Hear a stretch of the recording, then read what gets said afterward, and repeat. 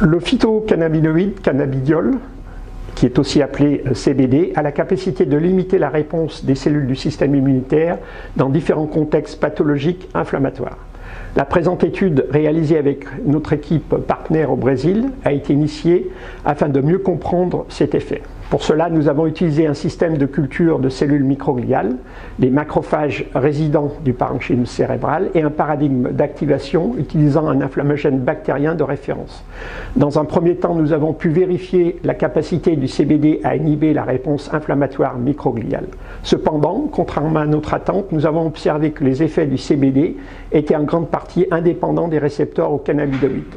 En fait, nous avons montré que l'action immunosuppressive du CBD vis-à-vis des microglies résultait d'un effet antioxydant intrinsèque renforcé par la capacité de ce composé à limiter l'accumulation de glucose spécifiquement dans ces cellules. En effet, quand il est accumulé en excès par les microglies, le glucose sert à produire du NADPH, le substrat d'une enzyme qui contrôle le stress oxydatif et de manière secondaire la synthèse et la libération de médiateurs de l'inflammation.